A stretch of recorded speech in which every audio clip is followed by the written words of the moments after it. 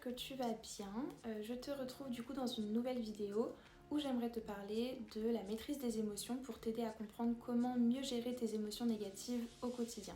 Donc dans cette vidéo, j'aimerais te partager toutes les clés fondamentales que j'ai eu l'occasion de connaître grâce à mon parcours professionnel comme personnel afin de t'aider à mieux comprendre tes émotions négatives et à mieux y réagir pour pouvoir ramener ton bien-être au quotidien. Donc la première chose que je vais faire pour pouvoir t'aider à comprendre comment fonctionnent les émotions et pourquoi elles sont là, c'est que je vais devoir te parler déjà dans un premier temps du lien entre ton corps et ton cerveau et de la communication qu'il y a entre les deux qui est fondamentale pour ton bien-être.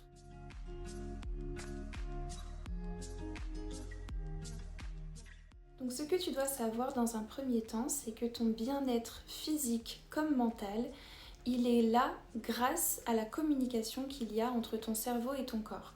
S'il n'y a pas de communication entre ton cerveau et ton corps ou s'il y a une mauvaise communication entre les deux, ton bien-être risque d'être perturbé, à la fois physiquement et mentalement. Et en fait, ce qui va favoriser une bonne communication entre ton cerveau et ton corps, ce sont justement les émotions. En fait, les émotions, elles agissent comme des messagères entre ton cerveau et ton corps. C'est elles qui vont permettre le dialogue entre les deux. Tes émotions, elles vont d'abord se manifester au niveau de ton corps. C'est ton corps qui va envoyer un message à ton cerveau sous la forme d'une émotion.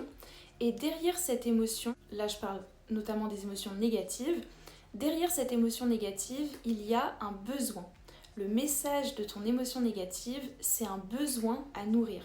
Donc derrière chacune de tes émotions qui sont inconfortables pour toi, il y a en réalité un besoin à nourrir et cette émotion négative, elle est là pour que tu puisses prêter attention à ce besoin pour justement ramener ton bien-être. Donc en fait, c'est vraiment une alliée et non pas une ennemie, au contraire. Vraiment, elle est vraiment là pour ton bien-être.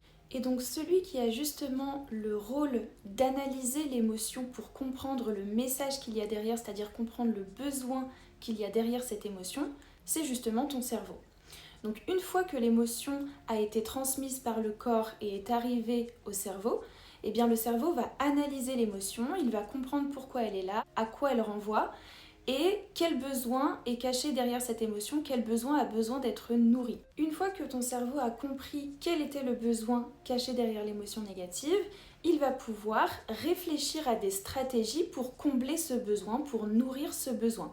Et une fois qu'il les a trouvées, il va à nouveau renvoyer la balle, c'est-à-dire renvoyer des consignes au corps pour nourrir ce besoin, pour savoir quoi faire pour nourrir ce besoin. Et une fois que le corps l'a reçu, il va pouvoir se mettre en action et agir de sorte à nourrir ce besoin. Donc une fois que le corps a reçu les consignes envoyées par le cerveau pour nourrir le besoin, il va pouvoir se mettre en action concrètement, physiquement, pour pouvoir combler ce besoin et du coup ramener ton bien-être. Donc il faut voir ça vraiment comme une espèce de boucle en fait. Il y a le corps qui envoie l'émotion le cerveau accueille, comprend le message qui est à nourrir, envoie des consignes au corps et le corps à nouveau va agir, se mettre en action pour ramener le bien-être.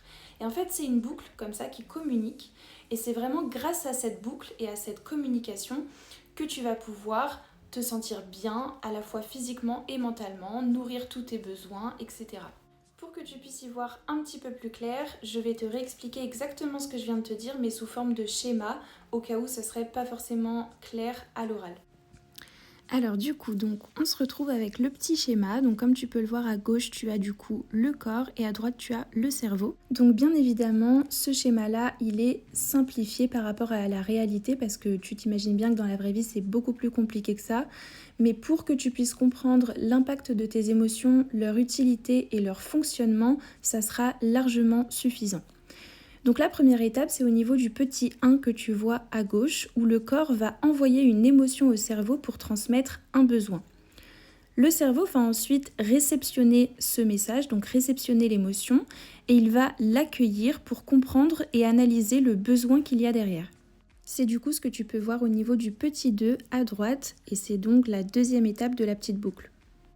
Par la suite, du coup, le cerveau va pouvoir prendre des décisions et envoyer des consignes au corps pour répondre aux besoins.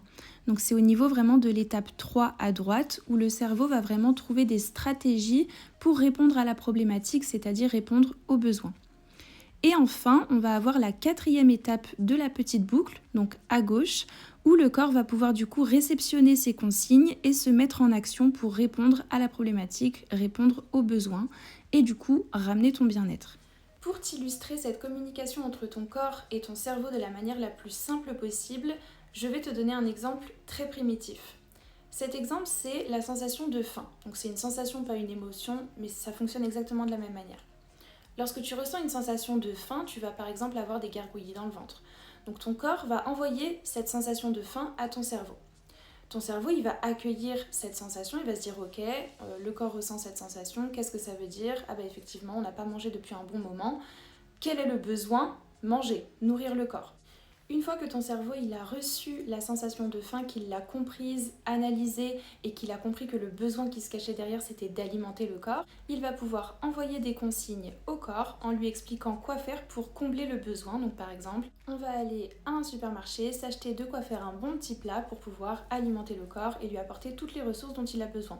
Donc ça va te permettre du coup de répondre aux besoins pour ramener le bien-être. Donc avec tes émotions, ça fonctionne exactement de la même manière. Donc tes émotions négatives, bien qu'elles soient inconfortables, de la même manière que quand tu as faim, quand tu as très très très faim, c'est inconfortable, tu as vraiment besoin de manger rapidement. Et bien là c'est pareil, c'est inconfortable, mais c'est inconfortable justement pour que tu puisses prêter attention aux besoins qu'il y a derrière. Et pour que tu puisses voir ce besoin, il y a une nécessité d'être à l'écoute, d'être vraiment dans l'accueil de l'émotion, parce que des fois elle est plus ou moins facile à comprendre et le besoin est plus ou moins évident.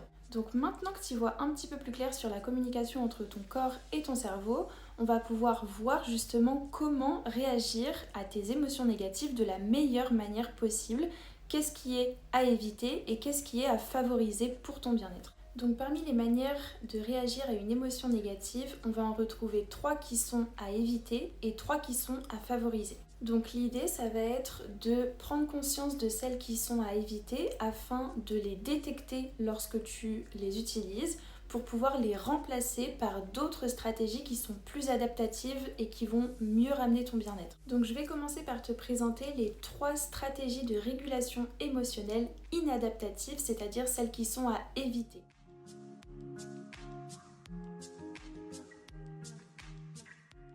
La première, c'est la suppression émotionnelle. La suppression émotionnelle, c'est lorsque le corps envoie une émotion au cerveau et que le cerveau la rejette.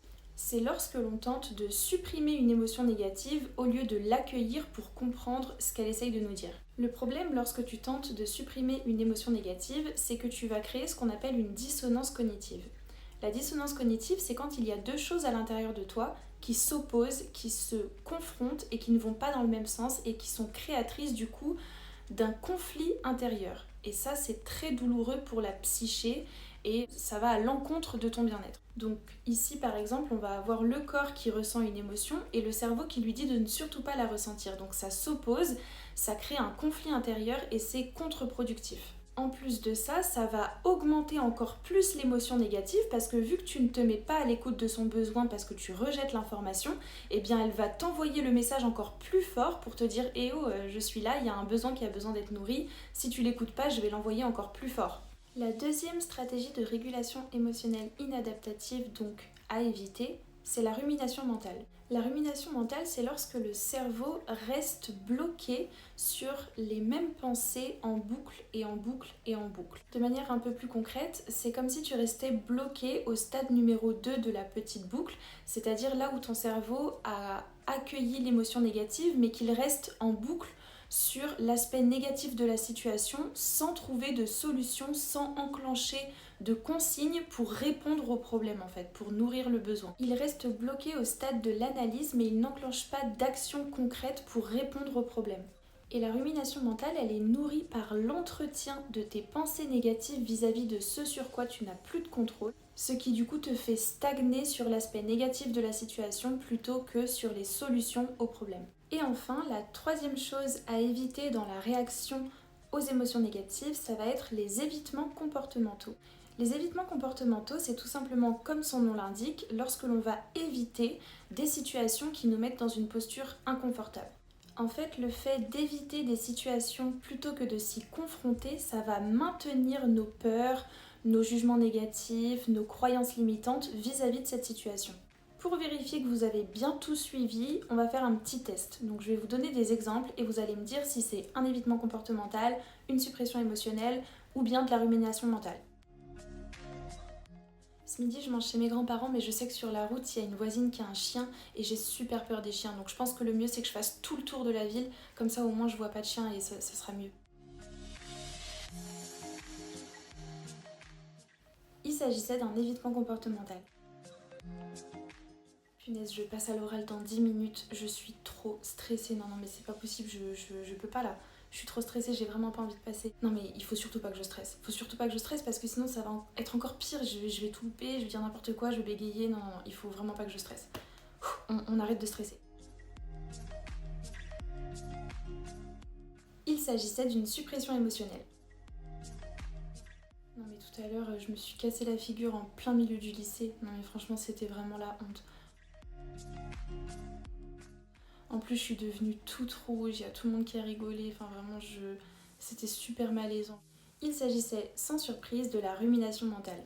Je précise pour celle-ci que c'est vraiment quand ça dure quand même longtemps, qu'il y a vraiment des pensées qui sont tout le temps en boucle sur du long terme. Donc maintenant que tu connais les stratégies inadaptatives, tu vas pouvoir mieux les repérer, mieux les détecter pour pouvoir les remplacer du coup par d'autres qui seront beaucoup plus saines pour toi.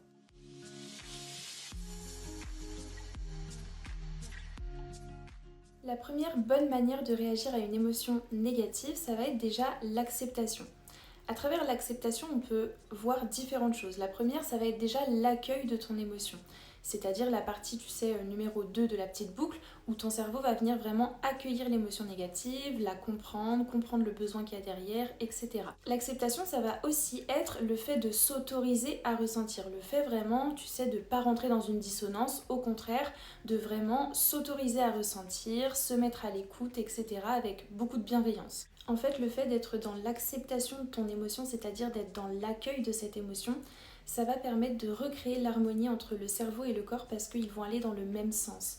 Ils vont être alliés et non pas opposés et donc ça sera beaucoup plus bénéfique pour toi. Mais l'acceptation, ça peut aussi être l'idée d'accepter tout ce qui est en dehors de notre contrôle, c'est-à-dire de vraiment lâcher prise avec toutes les choses sur lesquelles on n'a pas de contrôle, sur lesquelles on ne peut pas agir. Donc par exemple, si on ressent une émotion négative par rapport à une situation qui est déjà passée et sur laquelle on n'a plus de contrôle, on va pouvoir extérioriser le fait qu'on n'est pas bien, etc. parce que c'est libérateur et que ça fait du bien. Mais on essaye de ne pas rentrer dans une rumination mentale où on va ressasser la situation négative en boucle pendant des heures parce que ça serait contre-productif. Donc au contraire, on va extérioriser dans un premier temps, mais par la suite, on va accepter, lâcher prise avec toute cette situation négative sur laquelle on n'a plus de contrôle. Parce que c'est la meilleure manière en fait d'avancer, c'est la meilleure manière de te faire du bien. Parce que si tu nourris en fait les pensées négatives vis-à-vis d'une situation sur laquelle tu n'as plus de contrôle, tu te fais du mal tout seul. Tu t'auto-fais du mal en fait. Tu nourris ton émotion négative là où ça n'a pas lieu d'être. Puisque sur cette situation, tu n'as plus de contrôle. En revanche, il y a peut-être d'autres éléments, d'autres facteurs sur lesquels tu as du contrôle pour améliorer la situation dans le moment présent vis-à-vis de ce qui s'est passé dans le passé. Donc c'est accepter les choses négatives sur lesquelles tu n'as plus de contrôle et refocaliser ton attention sur les autres facteurs, sur les autres éléments sur lesquels tu as du contrôle et qui peuvent améliorer la situation dans le présent. La deuxième meilleure manière de réguler une émotion négative, ça va être la résolution de problèmes, à court et long terme.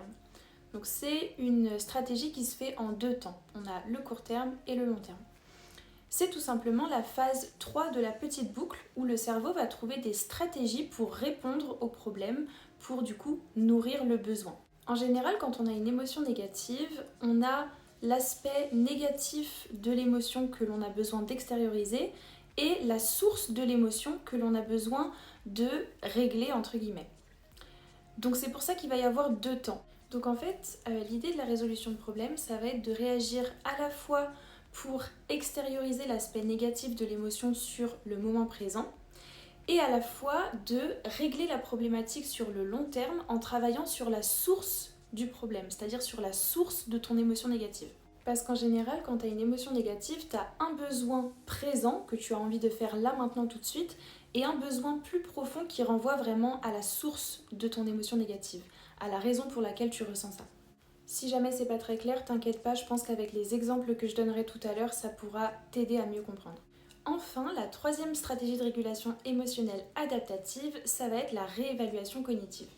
La réévaluation cognitive, c'est tout simplement le fait de prendre du recul sur notre émotion et de vérifier que notre émotion négative est proportionnelle à la situation.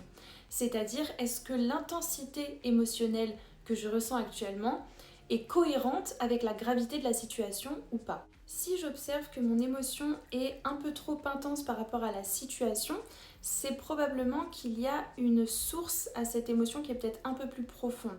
Peut-être que mon émotion face à cette situation renvoie peut-être à certains de mes anciens traumas ou à certains de mes anciens schémas qui sont un peu plus personnels et qui sont relatifs à mon vécu et qui font que l'émotion est peut-être démesurée par rapport à la situation.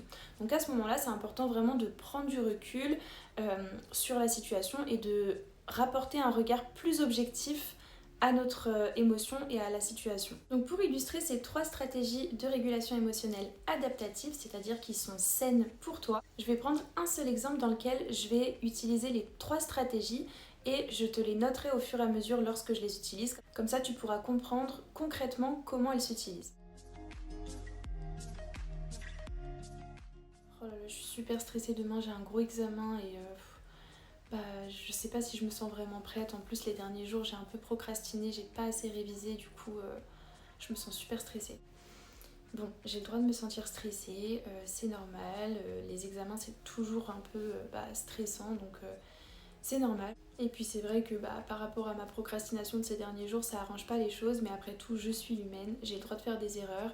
Je saurais que pour la prochaine fois, je m'y prendrai un petit peu plus en avant. Et puis après tout, c'est fait, donc je peux plus revenir en arrière. Donc je vais plutôt me concentrer sur ce que je peux faire là maintenant tout de suite. Déjà par rapport à mon stress, je sens que mon besoin là maintenant tout de suite, ça serait de faire une balade en nature pour m'aérer l'esprit et vraiment me détendre, apaiser un petit peu mon émotion sur le moment.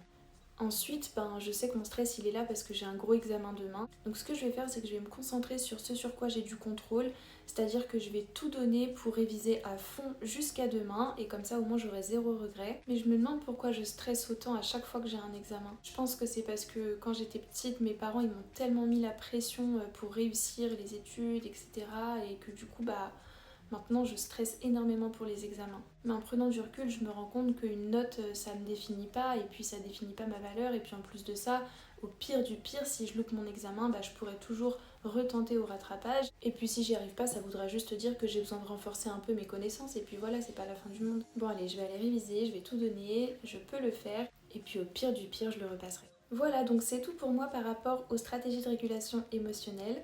Maintenant, ce que je t'invite à faire, c'est vraiment du coup de ne pas te contenter d'écouter et d'enregistrer les informations que je viens de te dire, mais de vraiment les vivre, de les expérimenter. Donc pour ça, je t'invite vraiment à te mettre en observation et à repérer en fait les stratégies inadaptatives que tu as tendance à faire parfois et de vraiment essayer de les remplacer par celles qui sont saines pour toi, de voir l'impact que ça crée sur toi. C'est hyper important que tu le vives et que tu te contentes pas de m'écouter parce qu'il n'y a que en le vivant, en l'expérimentant toi-même que tu vas pouvoir te rendre compte de l'impact que ça va avoir sur toi et du bien-être que ça peut t'apporter.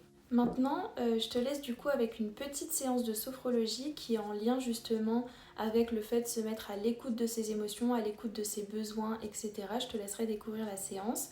Je t'invite à la faire dans un moment où tu es assez calme, où tu es vraiment ouvert à la détente, parce que ce sera une séance qui sera assez douce. Donc je t'invite à la faire déjà quand tu en as envie, genre vraiment ne te force pas à faire une séance si t'en as pas envie, à la faire dans un moment où tu te sens assez calme, assez détendu et à la faire dans un environnement aussi où tu ne seras pas dérangé, un environnement qui soit assez calme, assez silencieux et où tu seras tranquille.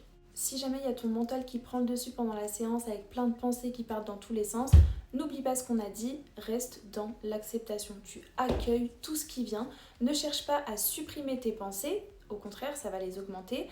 Si je te dis ne pense surtout pas à un ours blanc, tu vas avoir l'image d'un ours blanc dans la tête. Donc là, c'est pareil. Ne tente pas de supprimer tes pensées, accueille-les, laisse-les venir et laisse-les repartir comme elles sont venues. Tu les accueilles, tu les laisses tranquilles. Ce que je t'invite à faire aussi et qui peut être intéressant pour toi, c'est à la fin de la séance de sophrologie, prendre un papier et un crayon et noter tous les ressentis que tu as pu avoir pendant la séance, en commençant toujours par les ressentis positifs. Tu pourras ensuite refaire la séance plusieurs fois si tu en ressens l'envie ou le besoin. Tu pourras ensuite comparer les prises de notes que tu as prises après chaque séance et ça pourra peut-être te donner un aperçu de l'évolution que tu peux avoir vis-à-vis de la sophrologie, peut-être une meilleure capacité à ressentir, etc. etc. Voilà, donc sur ce, je te laisse avec la séance de sophro et j'espère que ça te plaira. Donc on est parti pour une petite séance de sophrologie ensemble qui a pour simple intention de te reconnecter un petit peu à ton corps et à ses sensations pour que tu puisses te mettre à l'écoute de tes besoins. Donc pour cette séance, je t'invite à t'installer déjà confortablement dans une posture assise de préférence. Donc ça peut être sur une chaise, ça peut être sur un canapé ou même en tailleur au sol si tu préfères, peu importe, c'est comme tu veux. Donc je te laisse t'installer confortablement et une fois que ce sera fait, que tu te sentiras dans une posture confortable, dans laquelle tu te sens à l'aise, dans laquelle tu te sens en sécurité, tu pourras tranquillement fermer les yeux.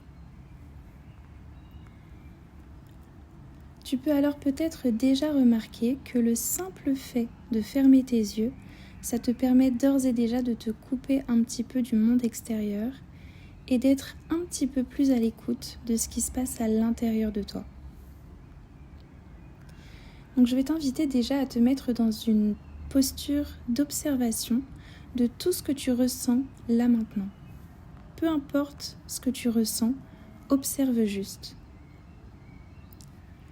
Donc peut-être que déjà tu peux commencer à sentir certaines sensations corporelles, comme par exemple les points de contact de ton corps avec le support sur lequel tu es posé, comme par exemple ton dos contre le dossier, tes fessiers contre le support, ou bien tes pieds qui sont en contact avec le sol. Tu peux peut-être aussi sentir la matière de tes vêtements avec les différentes textures qui touchent ta peau. Et peut-être aussi que tu peux sentir l'air sur les parties de ton corps qui sont dénudées, comme par exemple le visage ou bien les mains. Et à présent, je t'invite à observer aussi ta respiration. Et peut-être que tu peux en profiter pour prendre une grande respiration en inspirant légèrement par le nez. Sentir aussi ton ventre qui se gonfle un petit peu à l'inspire. Et en expirant lentement et profondément par la bouche, un petit peu comme si tu soufflais dans une paille, tout en dégonflant ton ventre petit à petit. Observe simplement tout ce qui se passe en toi, là maintenant, sans aucun jugement, juste de l'observation. C'est possible que ton mental parte un petit peu dans tous les sens et c'est pas grave. Laisse-le vivre, laisse tes pensées s'exprimer si elles le souhaitent et observe simplement. Et à chaque fois, reviens à ta respiration et à tes sensations corporelles. Observe ton mental qui part dans tous les sens, qui part dans le passé ou bien qui part dans le futur et ramène-le à chaque fois au moment présent et à tes sensations corporelles. À chaque fois qu'il part, tu le ramènes du mieux que tu peux, sans jugement, tout en douceur. Et à présent, je vais t'inviter à relâcher un petit peu ton corps, tout entier, encore une fois du mieux que tu peux, en commençant par le visage. Tu peux alors commencer à sentir le relâchement au niveau de tes paupières, déjà grâce à la fermeture des yeux. Et ce relâchement peut se propager au niveau de tes sourcils, de ta mâchoire qui se relâche, de ta bouche, de ton front qui se lisse et ce relâchement se propage jusqu'au cuir chevelu.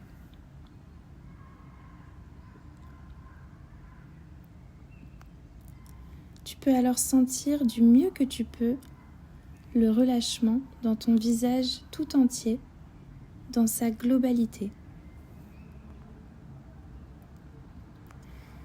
Et ce relâchement va continuer au niveau de tes bras, en partant des épaules et en descendant progressivement au niveau de tes coudes, de tes avant-bras, de tes mains et jusqu'au bout des doigts. Tu peux alors sentir le relâchement au niveau de tes deux bras dans leur globalité. Peut-être que ça peut réveiller certaines sensations, comme par exemple une sensation de chaleur, ou bien une sensation de lourdeur, ou toute autre chose, peu importe. Ou peut-être que tu ne ressens rien du tout, et c'est pas grave. Laisse faire et observe juste. Observe et ressens, peu importe ce qui se passe. Et à nouveau, tu vas pouvoir commencer à sentir ce relâchement qui se poursuit au niveau de ton buste, en commençant par le dos. Tu peux alors sentir ton dos qui se relâche en partant de ta nuque et en glissant tout le long de ta colonne vertébrale, vertèbre après vertèbre, jusqu'en bas du dos. Et de la même manière, tu peux commencer à sentir le relâchement qui se propage à l'avant de ton buste, en passant par le cou, puis en descendant au niveau de la poitrine et jusqu'au ventre. Tu peux alors en profiter peut-être pour prendre à nouveau une grande respiration et sentir le mouvement de ton ventre à l'inspire et à l'expire. Tu peux même poser la main sur ton ventre pour le sentir un petit peu plus intensément si tu en as l'envie. C'est pas obligatoire. Fais comme tu le sens. Et à présent, ce relâchement se propage au niveau de ton bassin et tu peux alors sentir tes hanches qui se relâchent, puis les fessiers et ton bassin tout entier dans sa globalité. Et enfin, tu peux sentir que ce relâchement glisse au niveau de tes deux jambes en partant du haut des cuisses et en descendant au niveau de tes genoux, de tes mollets et jusqu'au bout de tes pieds. Tu peux alors à nouveau sentir, encore une fois du mieux que tu peux, que ton corps tout entier se relâche encore un petit peu plus, du haut de la tête jusqu'au bout des pieds. Et à nouveau, tu peux sentir ta respiration qui est toujours là à l'intérieur de toi, qui fait le lien entre l'extérieur et l'intérieur. Et je t'invite plus particulièrement à prendre conscience simplement de tes expirations et à sentir qu'à chacune de tes expirations, ton corps se relâche encore un peu plus. À chaque expiration, tu lâches prise encore un peu plus. À chaque expiration, tu te sens encore un peu plus en sécurité. Et peut-être que tu peux à présent commencer à sentir les bienfaits que ce moment t'apporte dans l'instant présent. Peut-être un petit peu d'apaisement, peut-être un petit peu de douceur, peut-être une libération mentale ou toute autre chose, peu importe. Je t'invite juste à observer tous les bienfaits, toutes les petites sensations positives que tu peux ressentir ici et maintenant. Observe juste.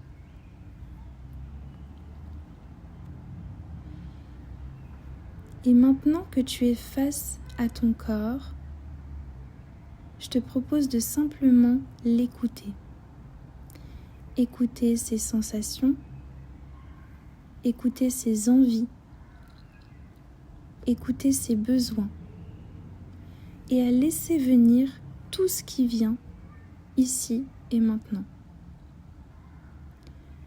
Pour simplement voir s'il y a la moindre minuscule petite chose que tu pourrais offrir à ton corps, s'il y a la moindre petite chose que tu pourrais faire ou que tu pourrais t'apporter à toi-même afin d'augmenter ton bien-être. Sois simplement à l'écoute et fais-toi confiance. Toi, mieux que personne d'autre, sais ce qui est bon pour toi. Sais ce qui te fait du bien. Sais ce qui te réconforte. Sais ce qui t'apaise. Sais ce dont tu as besoin, ici et maintenant. Donc écoute-toi, écoute ton corps, parce qu'il sait. Ton corps sait. Donc je te laisse prendre ce moment et je te propose qu'on marque un petit temps de silence pour que tu puisses pleinement écouter.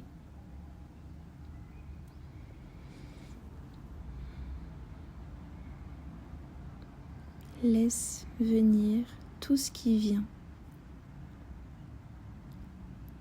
Tu sais ce qui est bon pour toi.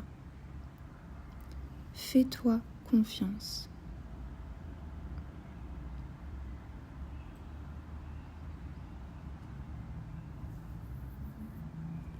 Si tu en ressens le besoin, tu peux mettre pause sur la vidéo pour prendre encore un peu de temps pour écouter tout ce que tu as besoin d'entendre.